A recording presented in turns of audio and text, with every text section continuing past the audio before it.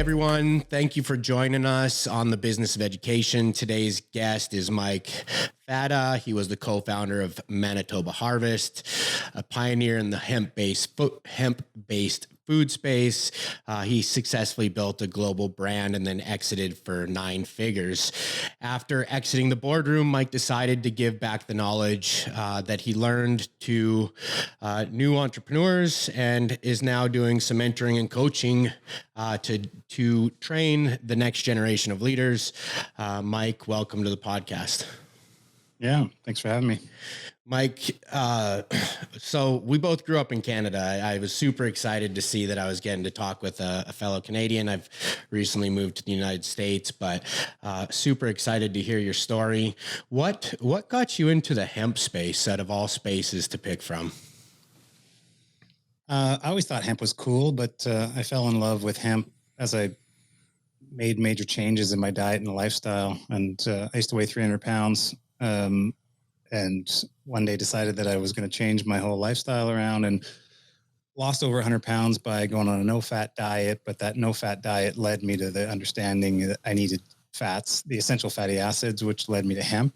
And so I thought hemp was cool before, but when it had an impact on my health, I thought, hey, the world's going to change and people are going to wake up to healthy fats. And I thought I could commercialize hemp. Wow. And you're right. You know, I think all of Canada is now, they've legalized the whole space, if I think correctly. So obviously, you know, ahead of your time, focusing on that and jumping in when you did. What were some of the things, you know, navigating through some waters of, you know, something that was just becoming relevant in a space that was kind of like a frowned upon topic early on? What were some of the things or challenges that you had to overcome with that?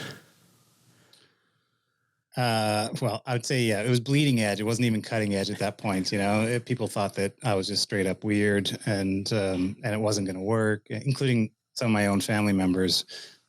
So it was really about, you know, staying true to my vision and sticking up for something that I thought was just right. I think that the background that supported me a little bit in that is I was an overweight, nerdy kid, you know, so I never really fit in and I had to kind of stand up for, hey, I'm still a good person and wait to see what I become. I just took that learning and I took that experience to hemp and said, like, hemp is a good thing. It's been a lot of misinformation. It's been confused. It's been outlawed, but it's a great thing. And it's going to have its day coming back. So trust me in this. And I think that's what really set me up for being able to champion it for at least a good 5 years, if not 10 years, when everyone thought we were just crazy. That you pointed out a lot of good facts there. One of the things that you said kind of resonates with me was from the education standpoint, not really fitting in ever. I kind of grew up in that same way. And, you know, I've been looking back through my journey and seeing certain things, but I read an article the other day that, you know, most A students go to work for the government, B students kind of go work for everybody else, and then C students go out and work for themselves and build businesses. You know, so I think we share that journey together. What were some of the things that, you know, being not as educated that you really had to dive into and learn when starting your company?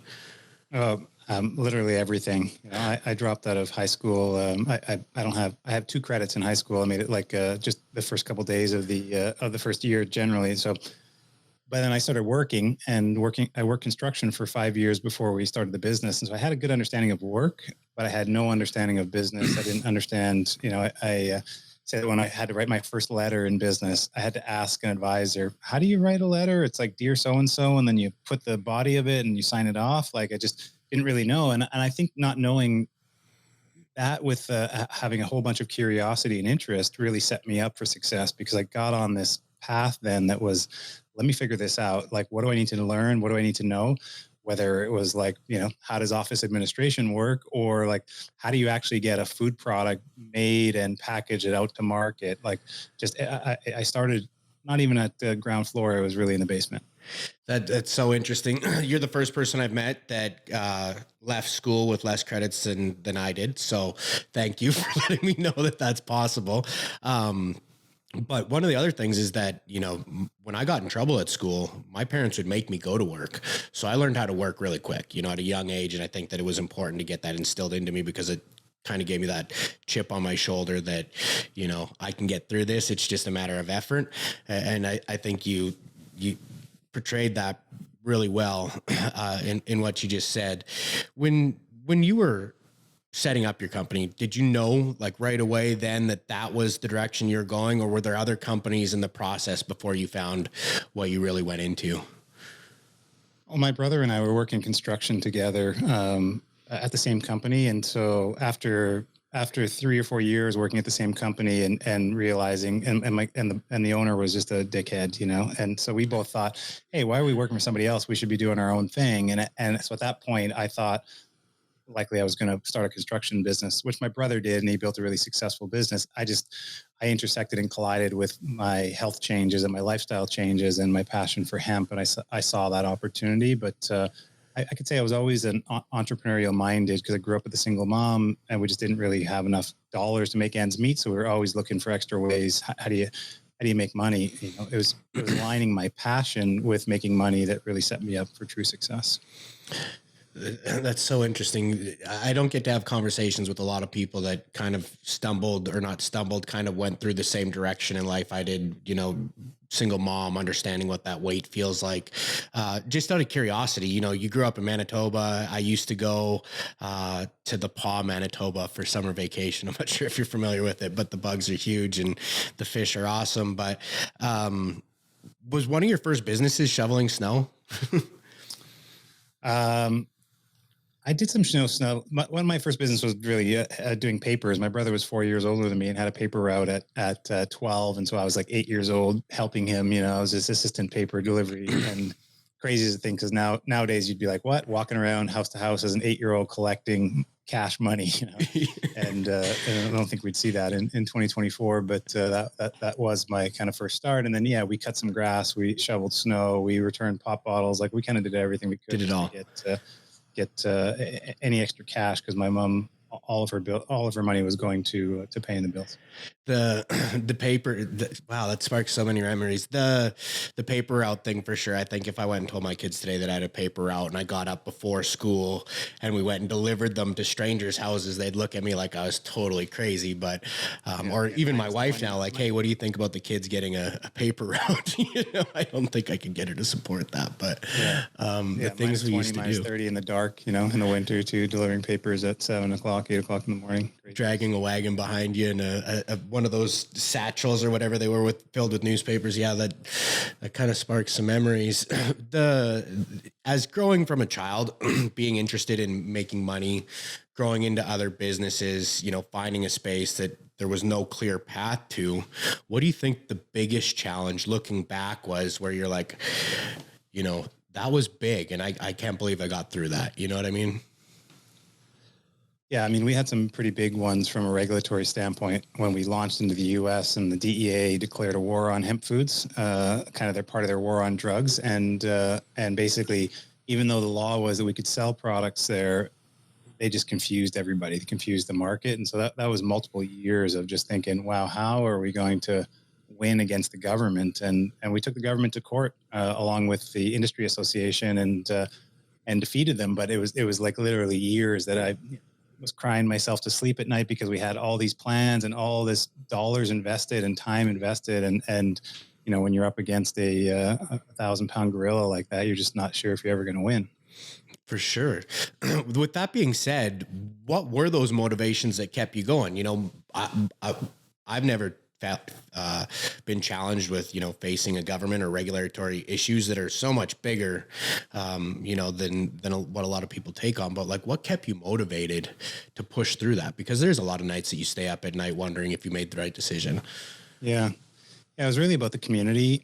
Because I'd gone through my own health changes, one of our marketing tactics was going out and doing a lot of consumer shows. And so putting our product into people's mouths, but just met with so many consumers that fell in love with hemp hearts, and we'd get their testimonials. This is making a huge impact on my life, on my diet. My arthritis is feeling better, whatever the ailments that they were feeling relief from eating a good product with essential fatty acids. they were just pouring all those testimonials to us. And so in the really hard times, I thought two things. One, I don't want to let all these people down because it's such an integral part of their life. And number two, I always thought if we went bankrupt, where was I going to get my hemp hearts from, my hemp foods? Because it was a foundational food and still is 25 years later for me. And so those two things really just drove me in the really dark and cold times.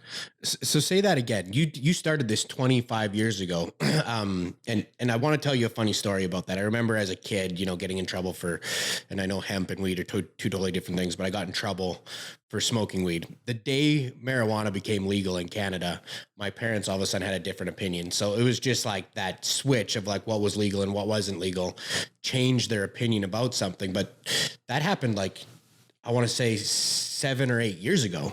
2018, yeah. You did this for 25 years based off what you just said. That's way ahead of the curve. Yeah, we started the business in 1998. So it was 20 years before cannabis became legal in Canada. And so, yeah, that's what I said. It was bleeding edge. Yeah. Everyone thought it was literally our first trade shows that we went to. The majority, like 90% of the people, would just walk by our trade show booth and laugh and say, "No, I don't hemp. I don't do that." Yeah, I don't do that. So confused and thought that it was marijuana, where marijuana and hemp are both in the cannabis family of plants. They're related, but there's no drug aspect to hemp. But people just didn't know that. So it's pretty challenging standing up and saying like, like you got to believe us, like give it a chance. And slowly but surely people did, but it was years and years that of like true hardship trying to market the products.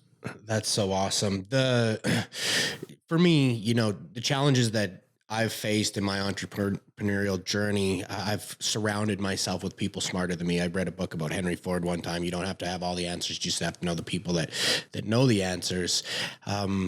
But you didn't have all those answers in that space. You were leading the edge. So how'd you find mentors then to guide you on that journey? Yeah, it started with one and then kind of built from there. We had, I've always had good mentors around me.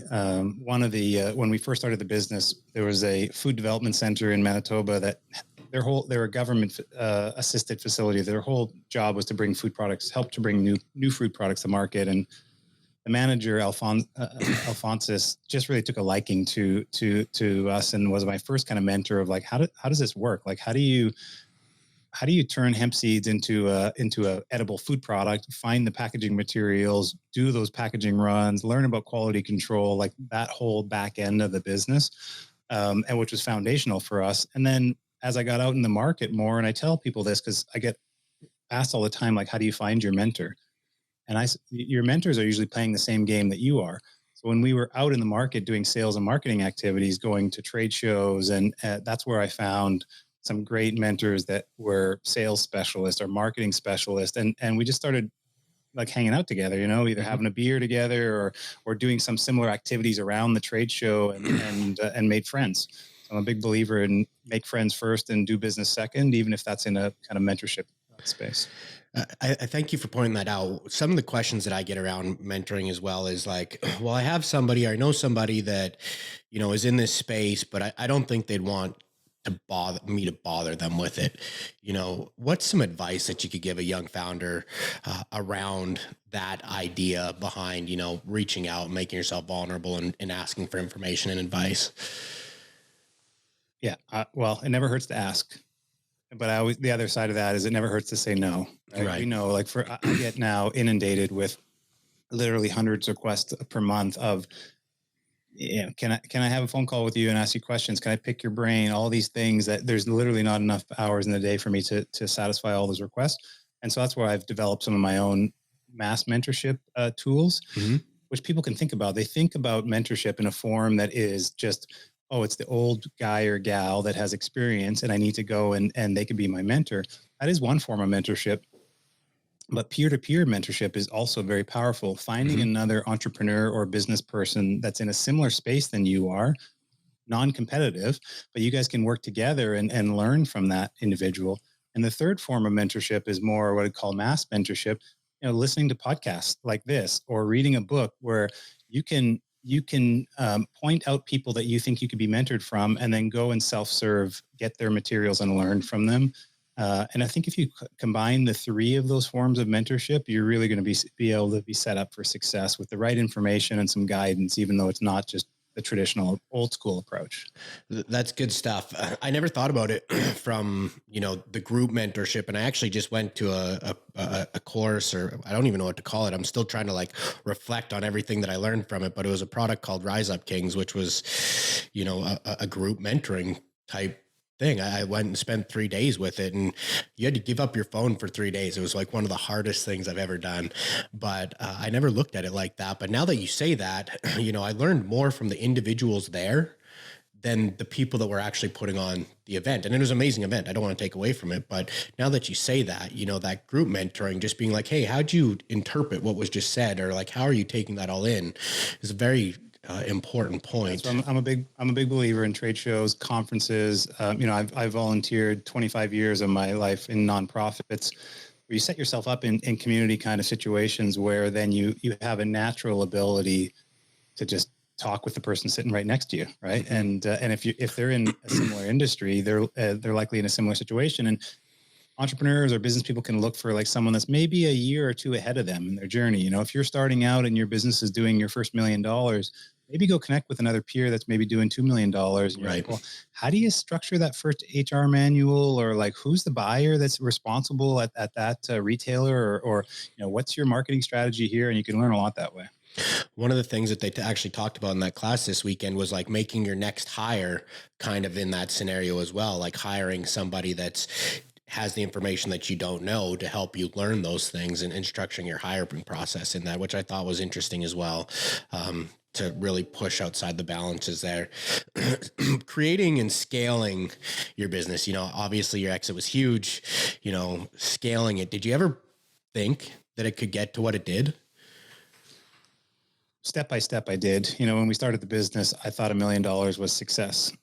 And it took us 5 years to get to our first $1 million in revenue. And when we got to year 5, because of our business, because we were setting up manufacturing and we were doing farming and stuff, we actually needed $10 million to have the right scale to be profitable. So after 5 years of getting to the first $1 million, which I thought, I want to be a millionaire because I grew up poor, and we get to $1 million in sales and go, oh shit, we got to be a $10 million business, But at $1 million, I saw what a $10 million business looked like. It took us another 5 years to get there. And then after 10 years in business, we were at about $10 million in revenue. Then I saw what does a $50 or $100 million company look like, because we had that structure. So, people always say like, I'm $100 million of revenue annually. Like that's a huge business, but it's step by step to get there, and it took us 20 years to get there. And so I don't think anyone, like all these stories in the media of like big companies that happen overnight, it's such a small 0.00001%, 99.999% of entrepreneurs, it doesn't happen like that for them. If they build success, it's usually the long way. And so I tell people, you should be thinking in decades, not days. That's so important. That is so important. I try and tell people that, it takes 10 years just to move a mark in building a business, and if I look at any of my friend groups where their companies are really taking off, they're like 20 years into it, so that is so important to make sure that you can stay hooked for 10 years, of going through literally hell in a handbasket before you're ever going to get somewhere. In doing that, when you were doing that thing, did you find that it was like a huge change from going 1 million, 2 million, 2 million, 10 million, 10 million, 100 million? When I look back on my life, I feel like getting to 100,000 was the hardest journey in my life, understanding that mentally, and the rest of it I could like replicate. Does that make sense? Yeah. Yeah. I think there's different stages. I think you're right. Like the first 100,000, and because it's important that you build the business right, whatever your business is. But if you are building it right, like that first 100,000 is critical. $1 million is a milestone, and it's a big difference. 2.5 million is probably another kind of transition point. 5 million, and then 10 million. At $10 million is a real sweet spot for a business. If you build it right, because that's where venture growth, venture capital can really expedite things. So, it took us 10 years to get to 10 million in sales, but we went from 10 million to 20 million in 1 year.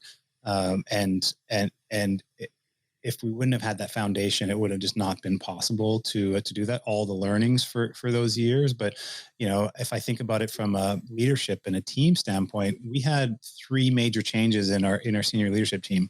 When we first started the business, it was like hire anyone that wanted to come work for a crazy hemp company, and then it wasn't until we got to like 10 million in sales. At $10 million in sales, we had enough money and we had enough success that we started hiring people from General Mills and some of these big food companies that now wanted to come over and work. But then when we got to $50 million in sales, it was another transition. We had to hire the next senior leadership team because I learned the hard way, like you want to hire someone that's done it before. If they have the experience, shortens it up, doesn't it? Have the degree or the school or the education, whatever. I want experience, especially in senior leadership, especially at business scale. You want to have someone that says, "Hey, I've done it before. Here's the roadmap. Here's how we're going to do the marketing activities or the sales and distribution activities," and you can trust in that, because as founders, even as a CEO, we're the wild cards. We haven't done it before, so you want to have people on your team that have. No, I appreciate you pointing that out. It was going to be my next question. How important is building a team around you? But I think that you touched on it pretty clearly there. When I looked at, in my business experience, I never raised capital before until, what we're currently doing now. So that was completely out of my wheelhouse. So when I was studying it, they're like, well, they want to see people that have repeatedly done things and have exited companies and have built things. So that was like the first thing I was doing. Like anybody I hire needs to have done this before, right? They need to be able to talk on it from a more sophisticated standpoint than what I ever could. So thank you for pointing that out. It's governance, right? Like when you involve shareholders, but more specifically institutional shareholders like venture capital, you need good governance. And so you need a team that understands, okay, we need a strategic plan and a budget every year. We need management team meetings where we're reviewing our financials and really understanding the KPIs of the business. And so it's hard to do that if you haven't done it before. Correct. Like more people will fail if they haven't done it before. And that's where, you really need the leadership and experience. So transitioning from founder, operator to investor, that seems to be like when somebody has, a really good exit, that seems to be the place that they transition into. I know eventually that's the direction that I'd like to go when I get the opportunity to exit from the company that I have. But talk about that transition and then things that you now do to look for founders that you're going to support and invest into. Yeah, I guess I'm smart money nowadays, because I'm not only an investor, but I'm an operator. I know how to grow businesses. So I'm not an angel investor. I don't invest in startups because I know how challenging that is. Mm-hmm. I look for more of a venture investment opportunity where the business is 5 to 10 million in revenue. And I should say in our space, I built success in the natural products industry. And so that's my lane. I'm highly interested in it personally and professionally. I know that's where my experience is. And so when I look at opportunities, kind of that size company, but it all comes down to founders that I want to hang out with, like good people that are smart. And I want to have them like literally at my house and hanging out and strategizing with them. And then products that I eat on the regular and have in my house and my family enjoys. And it's always on the shopping list.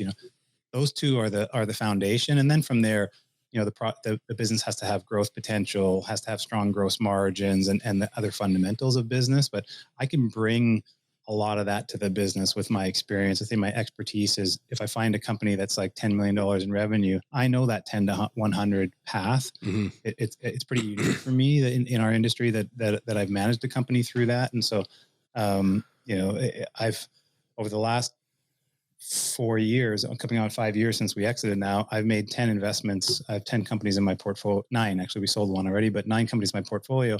But I've talked to like over 1,000 entrepreneurs to get there. So it literally is like that 1% of founders and companies opportunities that I'm looking for.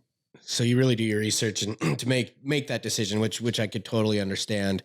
I think, what I'm taking away from what you just said, also though, from like a founder's perspective, is that it's important to find smart money when building that business, somebody that's been there, that's helped somebody scale and go through those things. Cause it really does speed up the entire process of getting to the end goal.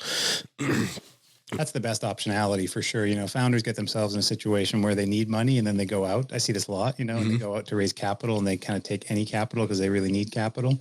But if you're in a position where you have a strong community, you have time, you're working your business to not get yourself up against the wall, then yeah, you should be choosing someone that you enjoy hanging out and doing business with, and they're bringing more value than just the money. Whether that's relationships, whether it's mentorship, experience, that's really how you're going to. That's going to be more fuel for your flame. They'll be able to support you through those challenging times. It's not just about the almighty dollar at the end of the time. They can walk you through those things, those challenges, and maybe even precede them, what you're about to walk into. Sure. Yeah. And it happens for me all the time. Like I just got off call with one of the founders today. Besides, I'm on some of the boards of our company. So quarterly we get together, but I say I'm not day to day. I'm not managing the business, but I'm not quarter to quarter showing up at meetings. Like I'm there with the founders, helping them grow the business. If they have a problem, an HR problem with one of their team members, a big opportunity with one of their customers, text me, phone me, let's talk about it today, and I'll never tell them what to do, but I'm going to tell them about an experience that I had that they can probably learn something from and then use that in their decision making. That's great. I've actually, in my experience, I have somebody now that has invested into our company. And early on, I asked him like, well, is a board position, something that you would be interested in? He's like, no, I don't think I'm the right fit for a board. But that being said, I want you to know that I'm here to help answer any questions, and I do reflect a lot of my decisions before I make them. Like, hey, this is what I'm thinking about. Do you think I'm on the right path? So it does bring me a lot of value. You did mention sitting on the boards. To young founders, what's some advice you could give them on building a board, things that they might oversee prior to doing that? Yeah, don't do it too early. I would see that, you got to be the right size company. I think probably for most companies, you have to be venture growth ready to really make use of a board where it's not just red tape and extra administration for the founder, because it is, as you transition from a founder to a CEO, probably, and you have shareholders and you have a board and stuff, that's probably 25% of your time to organize and manage meetings and manage expectations of board members. So don't do it too early. And then understand what you're setting your board up for and what the best structure is. I'm a big believer in smaller boards, and I'm a big believer that everyone that's on the board is an expert in some way, So I usually chair the board, and because I have a lot of experience chairing the board, the founders usually has a board seat as a CEO. And then after that, we want to have expertise there. So is it finance expertise and one of the investors is holding that seat? You want to have probably sales expertise or marketing expertise, someone that's done it before and can understand what your customer is or what your consumer is, who your consumer is, and like offer support there to the founder. So structure a functional board. Right. Would you say that there's a difference? Well, and we do classify them different: active investors, and passive investors. But when raising that money, how important is active at the beginning over passive? Or would you suggest one early on, vice versa? Is maybe passive, in your opinion, more important than active at the beginning? You could do it different ways. I think earlier on you could have advisors, right? So again, you want to look for that smart money, maybe someone that's going to invest in your startup and then be an advisor mentor to you, but not have a formal board structure. So you actually have to have board meetings, minutes, agenda, like all the legal aspects of it, right? But be able to pick their brain or bounce ideas off of them or get perspective from them still. And then when you're ready for it, you bring on an institutional investor, like a company that's invested in the business, or you're at your next stage of growth where you need that governance. You don't want it to just be all about the founder. Then that's probably the right time to more structure a formal board. But you could do it as an advisory board, or just advisors when you're early on in startup. Right. No, that's good stuff. I think the first thing that I structured was a group of advisors. I didn't call them a board or anything, but I just wanted to make sure that I was always headed in the right direction. I like to be the dumbest person in the room when I go in there. So that's all good stuff. Last question though, if for anybody starting out, if you could drop one golden nugget of advice from a startup founder, what would that be? Oh, you use my free mass mentorship tools that we developed. We have a whole website. Greg Fleischman and I, a good industry friend, downloaded our hard drives of every form, tool, and template that we've created and used to grow our business. And we have it for free on the internet at fatafleischman.org. So if you're just starting out, there's investment presentation templates. There's how to structure an advisory board or a board. There's sales and marketing forecasting documents. Like, the more information you have and the more forms of mentorship that you have, the more successful you're going to be. So take advantage of that. And you said it's 100% free, just for our audience. Fatafleischman.org, and sign up for a free account and go and access. There's over 1,000 forms, tools, and templates on the site. Good stuff. And if our listeners want to follow along on your journey, where would they find you? Yeah, everything about me is at mikefata.ca. You can, my book, my podcast, some of my other mass mentorship tools. I'm also very active on LinkedIn. Love LinkedIn, so connect with me on LinkedIn, and happy to be a resource. And Mike, I appreciate it. Like you said, you get hundreds of requests all the time, and for those that are scared of, cold introductions or asking somebody, I've got Shaquille O'Neal as an investor through a cold email. I reached out to Mike, not putting you on the spot. I reached out to Mike explaining what I was trying to do, and he, offered to come on the show with us. So don't be scared to take your shot. The worst case they can say is no, but sometimes they say yes. So Mike, thank you for saying yes. I know our listeners are going to get a lot of value from this. So thank you for joining the podcast today, and I look forward to keeping in touch with you. Yeah, my pleasure, Kyle. Thanks again for having me. Thanks, Mike.